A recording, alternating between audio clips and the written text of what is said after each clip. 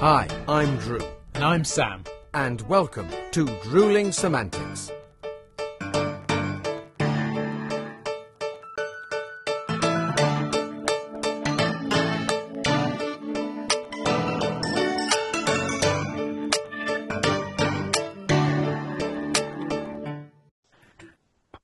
Oh, mate.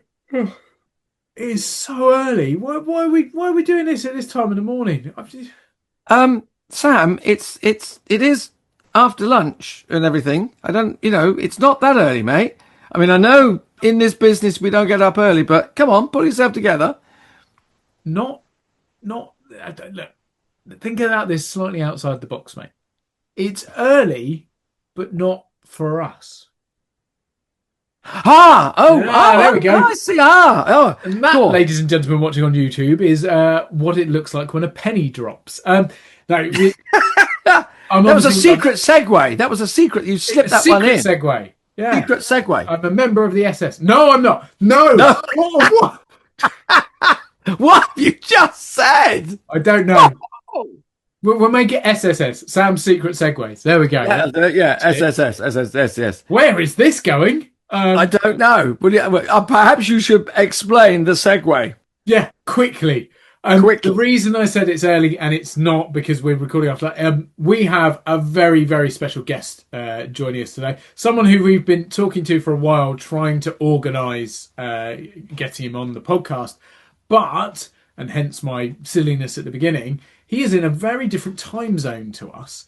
So it's been a little bit more difficult to sort of orchestrate things and fit things around his immensely busy schedule and our recording schedule and things like that. But we are delighted to say that we finally found a spot, and it's not early over here, but it is very kind and getting up early to chat to us.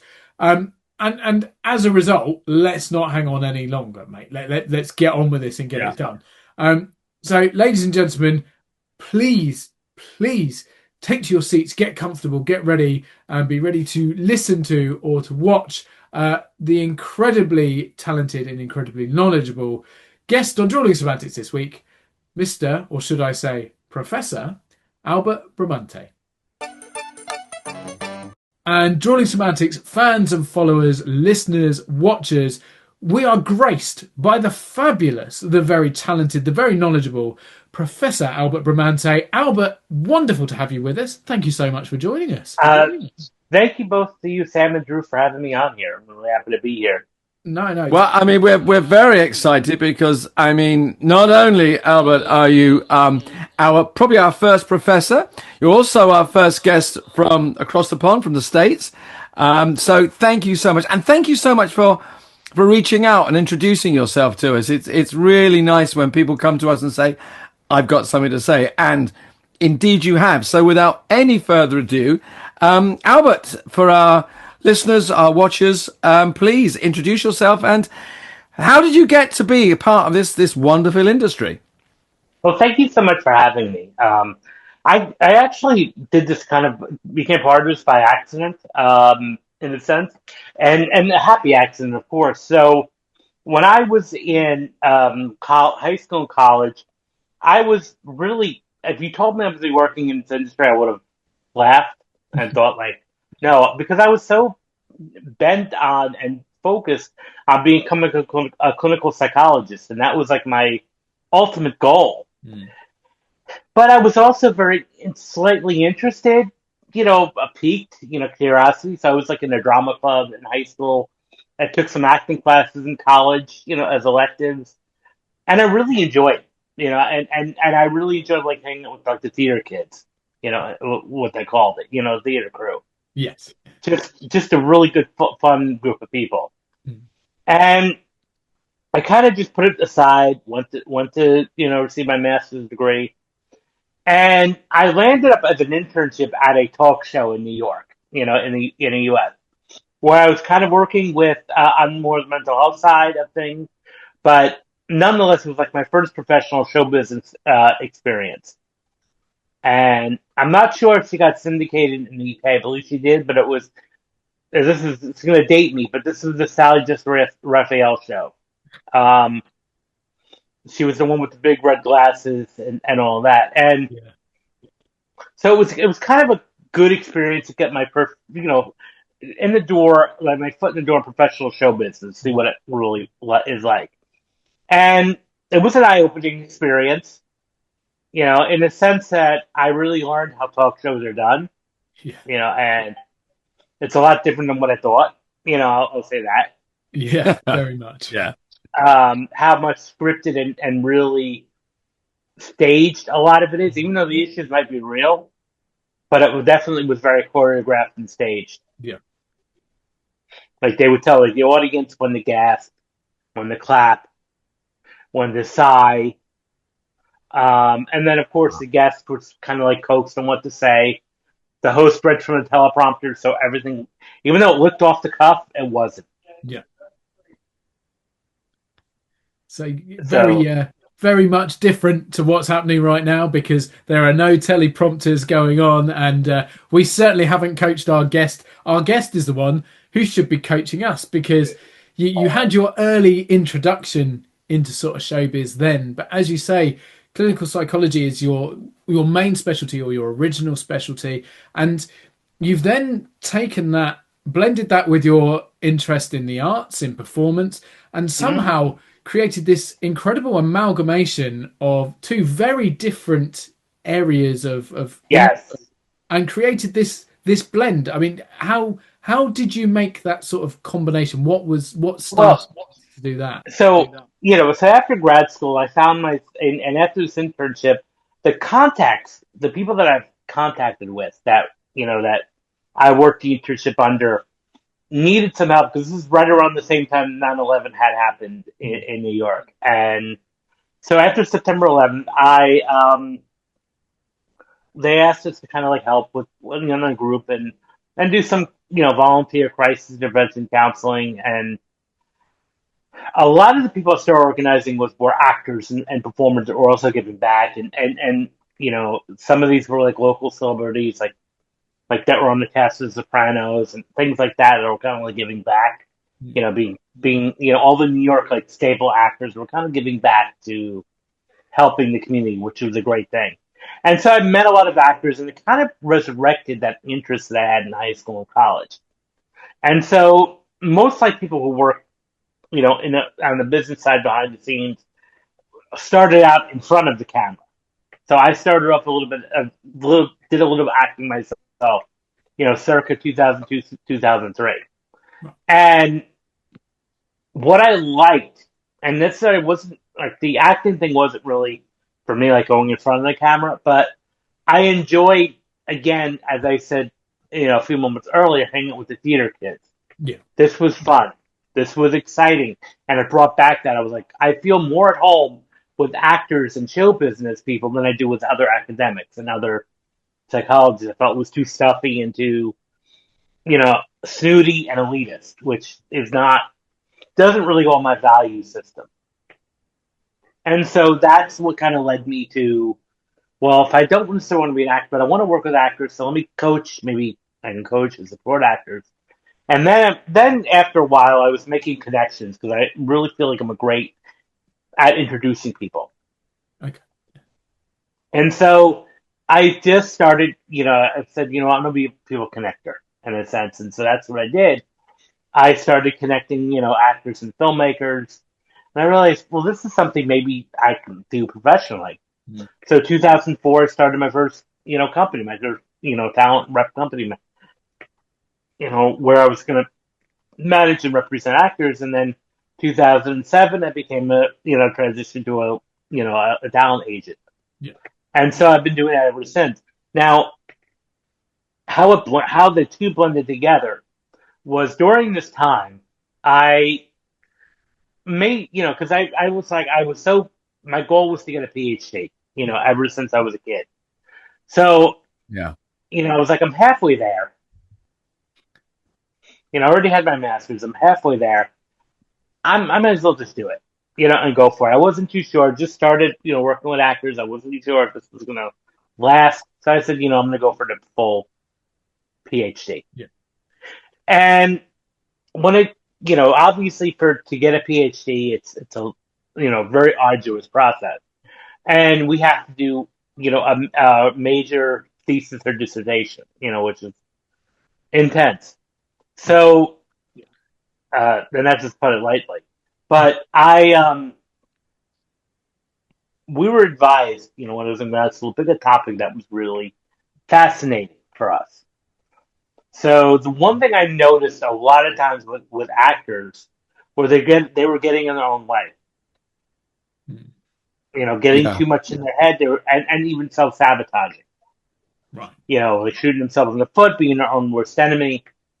And it wasn't just, it was multiple. And other people were reflecting on this too in the industry. So I was like, okay, well, for my dissertation again, let me solve a problem or answer a question. Why are actors self-sabotaging? And so that became the major focus of my PhD studies, was self-defeating behavior in performing artists. Right. And I wanted to know what was going on here. What exactly was the drive here? What was causing these actors to, shoot themselves in the foot? Yeah. And so when I did that, I received and published my dissertation, graduated in 2015, and then I found that, after several years, I was like, I need to kind of publicize this. This is good stuff. Interesting. So that's what drove me to write my book, Rise Above the Script. Mhm. Which was the foundation. My doctoral dissertation was the foundation for Rise Above the Script. Yeah. Before you, had you used the actors that you come in contact with as kind of case studies for the dissertation, where you're looking at actors, and I know you have sort of three things that you say about actors that they need to succeed, and to work with them. Were you taking those things, looking at actors and going, okay, I'm going to write a kind of, a self-help group for actors? Did it sort of kind of feel, or did that happen after the dissertation? That happened after the dissertation. It was like, I've always kind of felt like it was kind of like my mission to help actors, even more than just career-wise, of course. Obviously that's my day-to-day job as an agent, is to find job opportunities. But I wanted to kind of do something more, in a sense, and that was by setting things up, by kind of just creating an environment, in a sense, to where I can support actors a little bit more than just job wise. And the book was one of the reasons why I was like, okay, now that I have this knowledge, I need to kind of tell the world, and to also write it in a way that wasn't so boring and academic. Right. So something that was perhaps more relatable, rather than this sort of the almost like the nature of some books can come across almost a bit preachy and a bit just blanket information thrown at people. You wanted that sort of immersive feel. Related, immersive, but also readable, because as much as I'm happy with my dissertation and proud, unless you were a fellow PhD, it wasn't fun to read. Yeah. I had a lot of friends and family that were like, trying to be supportive, like, oh, show me your dissertation. I think they got past page 2 and was like, okay, I'm done. That's enough of technical language. And because it was very technical and very jargon oriented, which is what we do. I mean, of course. So I wanted to kind of say, okay, how can I make this relatable? This knowledge is great. How do I make this relatable so that, I can have a kind of a global impact on actors everywhere? Yeah. And so certainly have, because here we are, global. Well, yeah, absolutely. And I mean, I'm very interested in the kind of what makes actors tick, because we're very aware that we're kind of different people because we look at other people. Is that I'm confused myself slightly, but I mean, do you notice a difference in actors from other people? I mean, do actors, creators think in a different way? Do they have to be coaxed towards their goals in a different way to, say, non-actors or non-creatives? Um, Maybe not necessarily. I mean, I think perhaps that actors might. I think the one thing I noticed as far as like trait wise is that a lot of actors have a high degree of empathy. Or they're empathic. An empath type thing, which is great for them to connect with characters, but sometimes they can get a little too carried away. Yeah. And so I'm seeing a lot of like anxiety sometimes, a bit depression, a bit just the high strung mentality because of sometimes the ability to connect, can sometimes be a little much. And also, I mean, as we know, this is not an easy business to be in, and it's not. There are times when it can be brutal. Mm. Yeah. Oh When yeah. I say brutal, I mean cutthroat, and you know, no matter how talented you are, there's often very time you're going to get more no's than you're going to get yes. I mean, that's what every actor. Even though they may know that, it's still different to experience it. It's like one thing, okay, you may know this conceptually and knowledge-wise, but to actually experience the constant no's Yeah. after a while can be a bit draining. And then we were talking prior to this about how sometimes society does not really take actors seriously. Yeah. Absolutely. Um, and I think that adds to it too. And even with society, even a lot of times the actor's immediate family or loved ones may not understand the business. Like maybe you go on holiday dinners or gatherings, and it's like you'll get told by your family, your family will sit there and say, "So what have you done this year? What have you been in?" Yeah. That I would know, and I think that's really not a good question to ask No. Because the answer because is most normally nothing you'd know. yeah, nothing because you're going to be in either these plays or these films that no one's going to really see unless you go to like an obscure theater or obscure film festival. Yeah. At least in the beginning, as you're paying your dues as an actor, and, and then the family's going to sit there and say, "Well, maybe you should consider another profession, or maybe this isn't for you," Mm. and that can add up after a while. When you hear these messages from your family and friends and loved ones, and even society, there comes that doubt: am I doing the right thing? The imposter syndrome comes in, like, what am I doing? With my life. So it's a combination of all those factors that can really lead to, again, this, impending, self doubt in a sense. So I mean, sorry, how Sam. sorry. I was going to say, because obviously you have your doctorate and you have your background in clinical psychology. You've got your passion for performance. You've got the management of people and talent. How does that all link in, and how do we then get to hypnosis? Because there's another, like, just A another whole pathway. nother layer. Ab- Absolutely.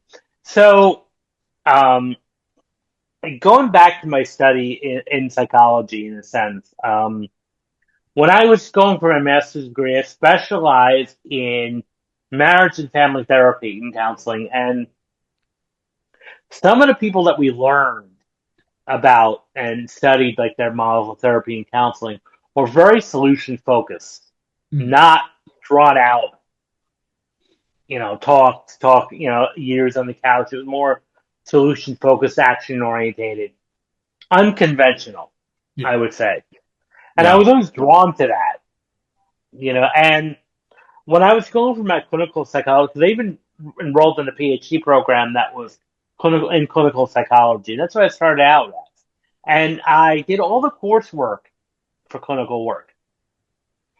So I'm a clinical psychologist by training, not by practice.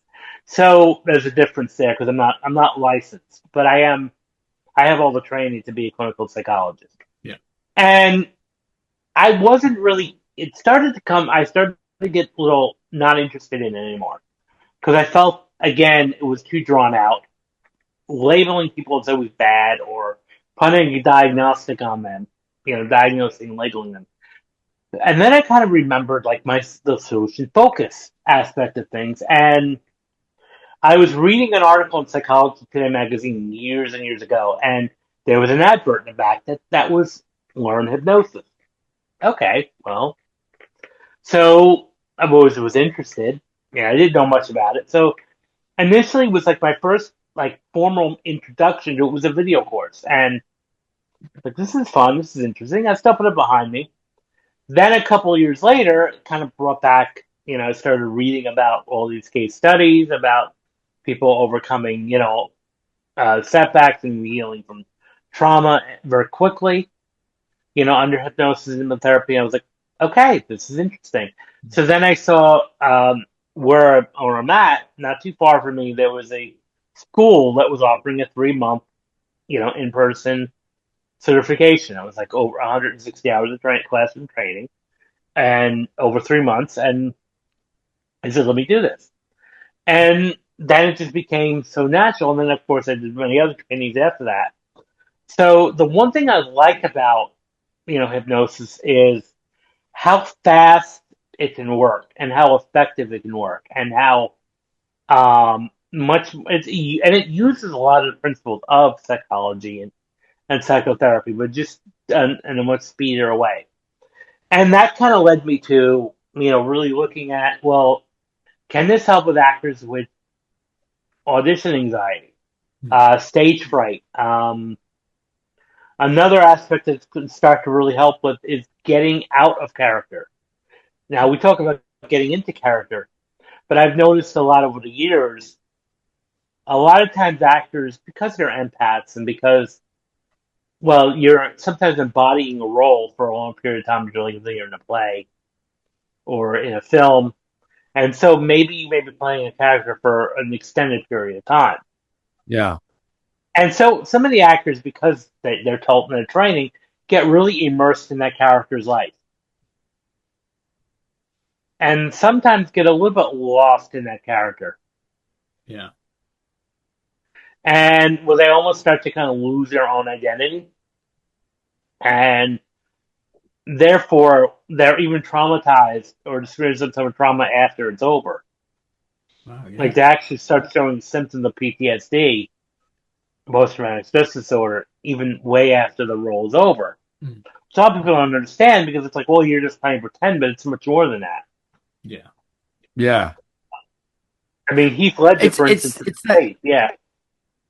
It's that thing of no, if you know yourself and you're secure in yourself and you like yourself, you can take a journey out. But once you've made that journey out, if you can't get back into yourself, like you're saying, then you're almost lost. And that losing yourself, I guess, is when we become we start to self-sabotage. I don't know who I am. Am I good at this? You start questioning everything. I know you've handled actors, you've represented actors as an agent. Do you are you allowed, or do you allow yourself to look at actors and go, look, I not only know how to get you in the room and get you a job, but I can help with your head? Is that something you would allow yourself to do with an actor if you could see that they were self-sabotaging?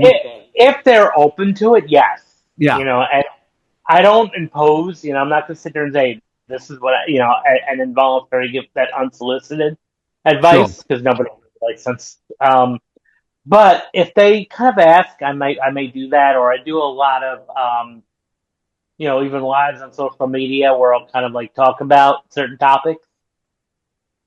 And you've been on speaking tours as well and recorded stuff for actors. Oh yes. Yeah. Mm-hmm. Brilliant. Oh yeah, and I openly talk about it. The mental health aspects of things, and a lot of actors resonate with the fact that it's difficult to get turned up because a lot of acting training will tell you how to get into a character, but they also tell you they need to teach you kind of like, okay, how do you disengage from that when it's over, and then like leave it, so to speak, on the field or just put it behind you. I mean, particularly if it's something you've been doing for a long time, if you're immersed in a character who is very different to yourself and you have to get into that role and you have to embody it, and you're, I don't know, touring for 6 months, or you're on a film set for the best part of a year, 18 months playing that character, you're spending as much time out of yourself and as someone else. So I guess you have to be able to have that separation, and it can become very difficult, particularly if it's, I guess, a role you really enjoy playing, because you're immediately happy to go into that, but then stepping back from it, perhaps it suddenly feels like, am I losing something here? Is something missing in my life because it's not meeting that? So there's a lot of, I guess, a lot of different emotions going through minds and experiences that at first glance you maybe don't think about, whether you're in the industry or not. I mean, as a performer, you don't. Maybe that's something we need to do better. Maybe that is, I don't know whether it's one of your things you address, but thinking about, if you're going to take on this character, you need to think about the other things that are going to go with it, not just the immediate effects of being the role. Well, there's this one, and I'm not to protect the actor's privacy, but there's one well-known actor who did played it, was out of pension for playing dark characters. And in one movie, he had to play a sadistic serial killer. And to prepare for it, which, again, may have been extreme, but he, for a month before filming, he separated from his family because he was married and kids at the time. He separated from his family, stayed in a hotel, and then would spend hours before, like, doing research and watching serial killer documentaries. Wow. And then had his, he would spend hours looking at crime scene photos, gruesome crime scene photos, for hours on end.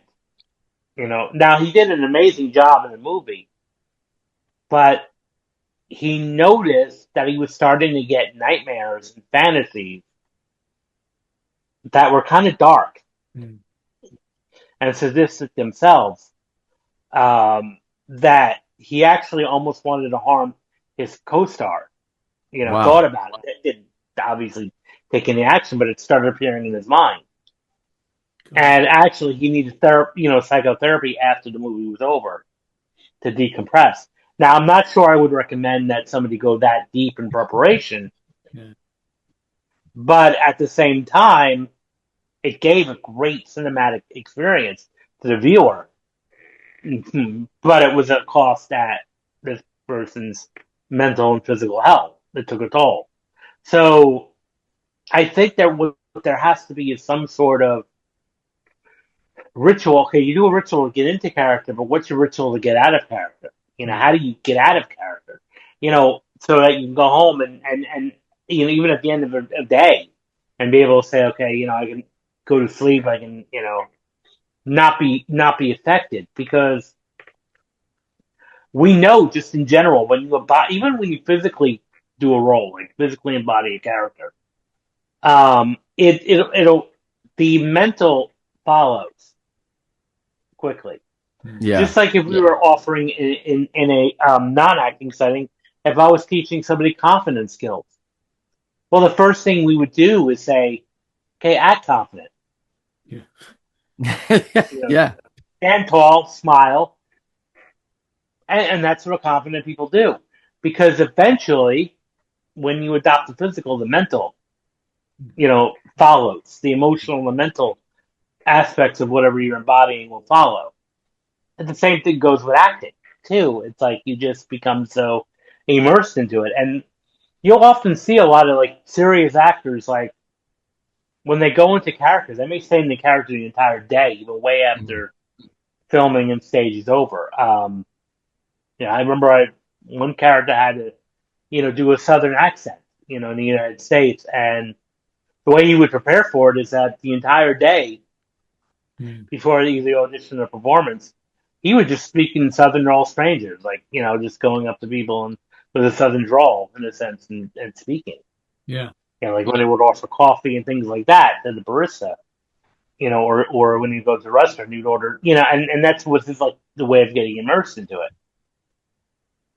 it.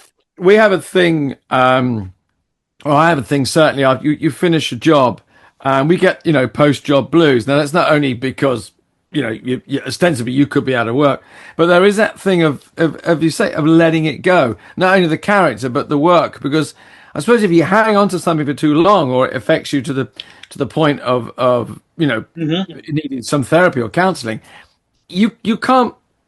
Surely that would hamper. I know personally that would hamper me going forward and doing other work.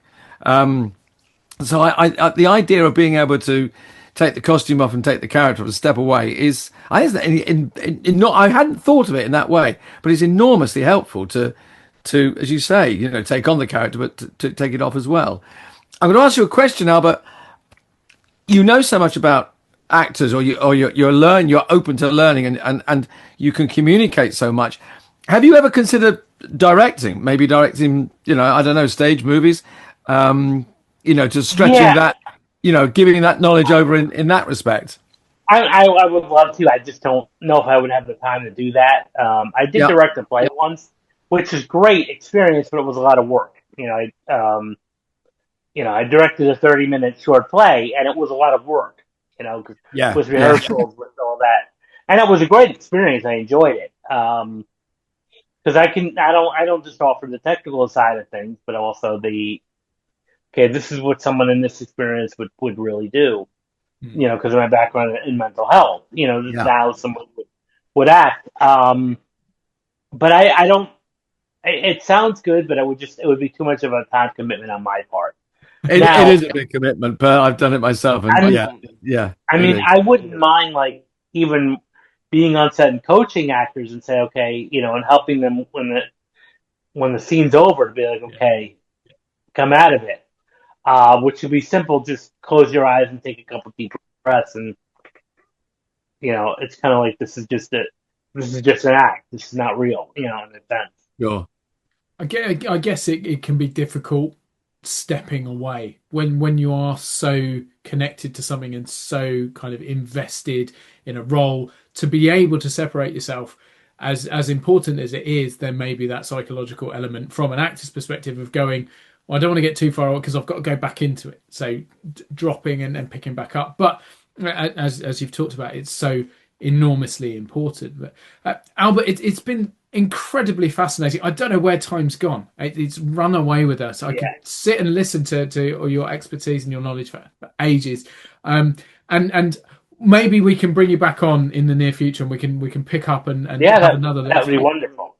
But before we let you get back to your immensely busy schedule, doing the numerous different jobs and hats you put on and go different routes, can you leave our listeners and watchers with an anecdote or a story, maybe something funny, maybe something shocking, whatever it happens to be, but something from your experience in this wonderful industry that sort of is a story that will live with you forever, at least?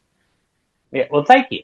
So what I would say is we have all the answers that we need within us, and so one thing I would really say is stay committed to what you want to do. If it's acting, no matter how challenging it can be, always remember why you got into this and what drew you to this field. And most of the time, it's passion for telling stories, or giving characters a life. So remember that what you're doing, and stay committed to that for that reason. And don't, try not to listen to the outside noise that you may hear.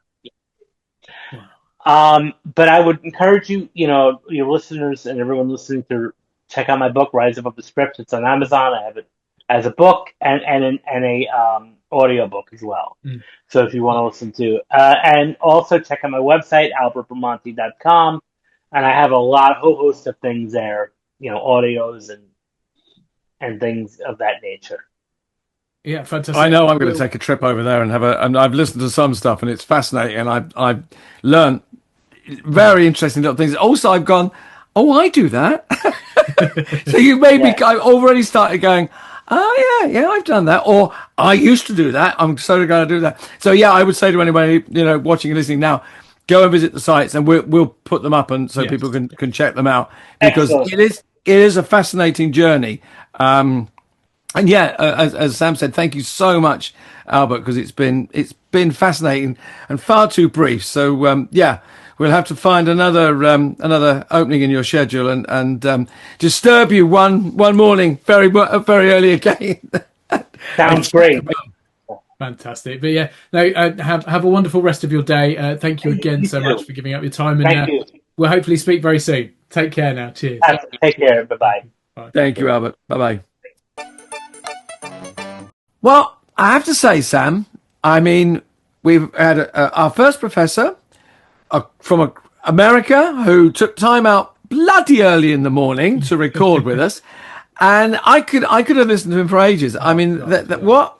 Someone really different who is so involved in the business, but, you know, miles from where we stand, but so connected to what we do. Very, very interesting. Very interesting. Fascinating, wasn't he? And actually, we chatted off camera as well. And despite there being a few thousand miles between us and a time difference and the industries on face value being seemingly different, because you've got the Hollywood element and then you've got over here, actually the similarities and the crossovers, like, just, it's mind-blowing that we're all fighting the same good fight, or still all in the same kind of area. Yeah. And some of his advice and insight, like, it's blown my mind. I'm, like you said, I'm definitely going to check out the book and get some more sort of ideas behind it. So yeah, what an incredibly, like, knowledgeable and fascinating man.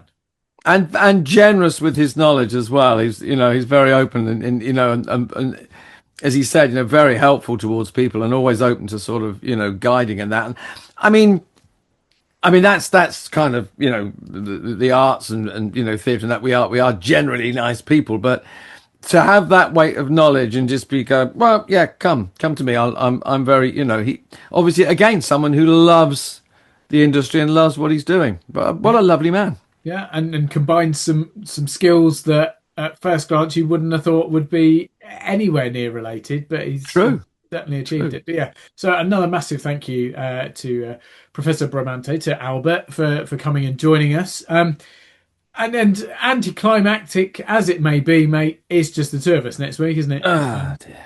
Yeah. No high flying, like across nothing. The pond visitors. No hypnotist. It's 50 miles down the A4 or whatever it is, mate, and there you are, you know. Yeah, that's literally as exciting as it gets. As exciting as it gets, mate. But I'm excited to see you, though, mate.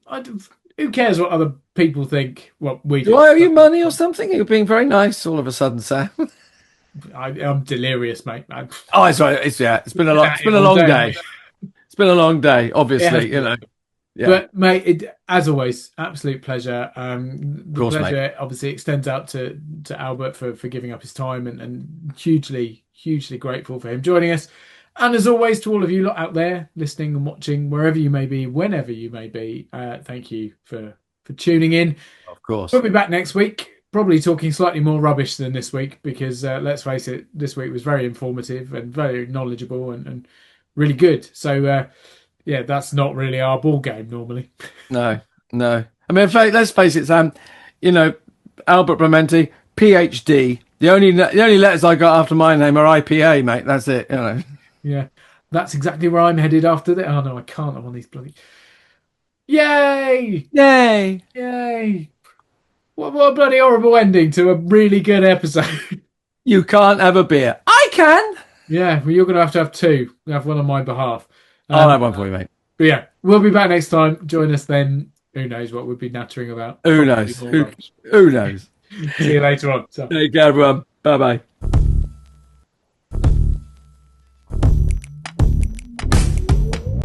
Thanks again for watching this episode of Drewling Samantics. Please make sure you subscribe to our channel and turn on notifications so you never miss a new video. Don't forget, we're also available as audio only. Just search Drewling Samantics in any good podcast app. And please support us on social media. All our links and handles are on screen now. We love welcoming new followers and subscribers, so why not share with your family and friends so they can join in too? Thanks very much. See you next time.